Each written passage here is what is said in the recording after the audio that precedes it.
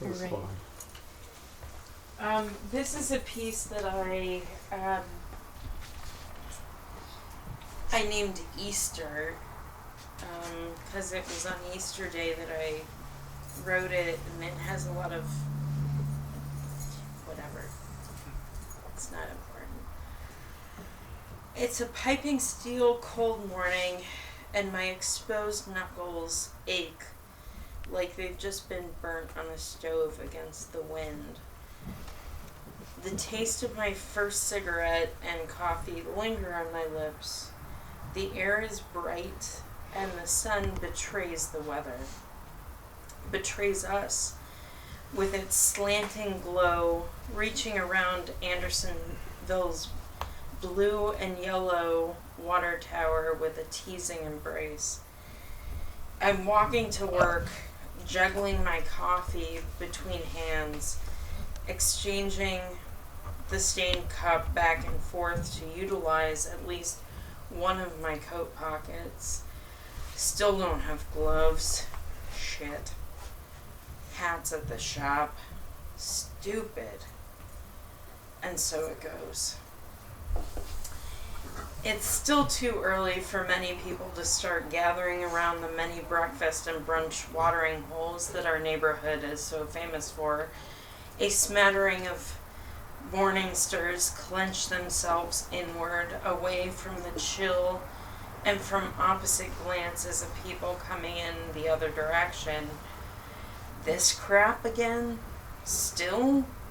We all seem to be silently screaming in catharsis together, though avoiding each other's eyes. It seems to be even too intolerable for dog walkers and enthusiastic stroller moms. I pick up my pace, thinking I'll make a pit stop at Starbucks at least to keep my coffee warm for a few more blessed moments. Go la Colombe! Fuck Starbucks. Not really. But this morning, fuck Starbucks.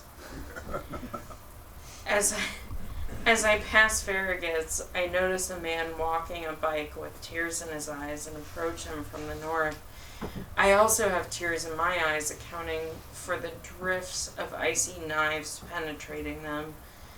But having caught his glance, I smile mildly, not expecting a response.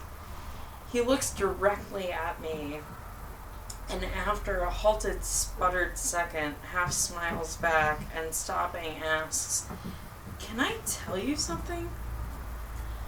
I pause, wary of a panhandler or a long story.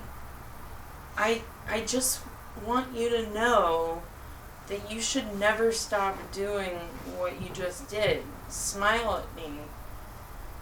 No one in this neighborhood does that. You have no idea what it's like to be a black man in this country. You're invisible. I'm 60 years old. I'm not like what they show on TV, miss. You took a second to smile at me, and that gives me hope. Oh, thank you? Of course, you just made my day. No, you're not understanding me. People all the time are thinking of killing themselves, and just 1 minute can change that. I'm an hour away from going to prison. I thought he was being metaphorical, as it's been shown to me that every black man should fear that at any second. He'll be targeted, arrested, or killed. I was wrong. And didn't get granted an advance for my court appearance today. I need $24, otherwise I'm in prison for a crime I didn't commit. Now, what's your name?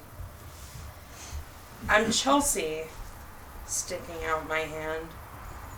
I'm Daryl, shaking it heartily. Chelsea, my wife used to have a Coke bottle shaped like you. She's 90 pounds now. I don't want to bury my wife, and I don't want to be in prison while she's suffering. You're a beautiful girl. You don't see color, but your insides are so much more beautiful. Miss Chelsea, you wouldn't believe what it's like. ... Now he's starting to sob. I've got about a dozen thoughts going out of my mind, one of which is, shit, this coffee was $4 What can I do for this guy? I just want to get in somewhere warm. I'll give him the cash I've got and get out of this. Here, Daryl, I've got a few bucks left. You're still not listening to me. I ask people around here all the time if I can do something and earn a little bit of money. I'm no beggar. You could give me $1 million. That's not what I want. What I want from you is two things. For you to always be the way that you are to me, and to do that for everybody. I went into that restaurant down there the other day. He points to a restaurant I know well, but won't identify. It doesn't surprise me. And asked for a cup of water. The man at the front says, I have to pay for it, and I have no money. I walk out the door and see they got a dog bowl sitting outside. I come back in and says to this man,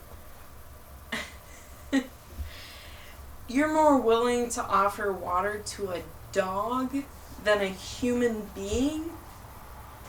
This lady follows me outside after and asks if she can come buy me some water. I says to her, ma'am, I don't want anything from you. I just want to be treated like an actual person. If you don't... Sorry.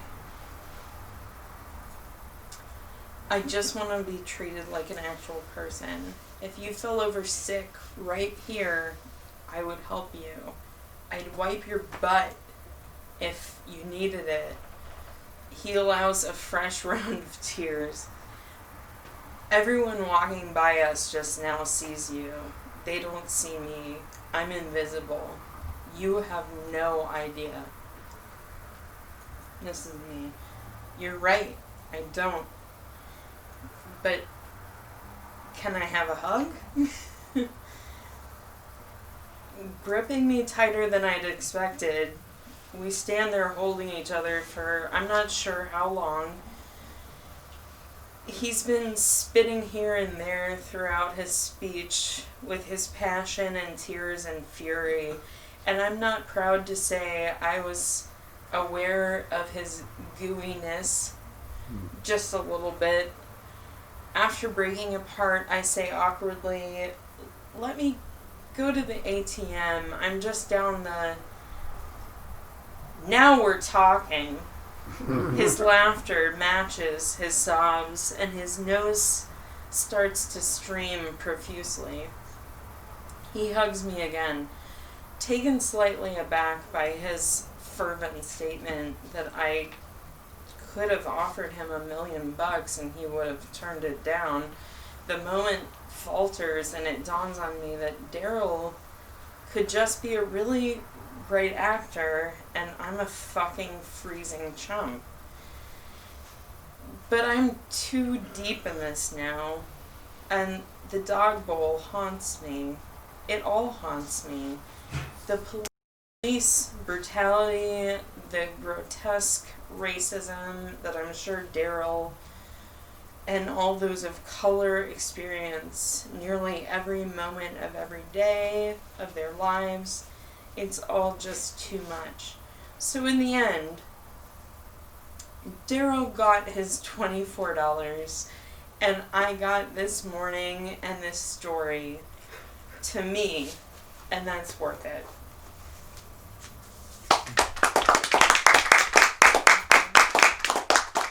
All right, keep it going for Chelsea.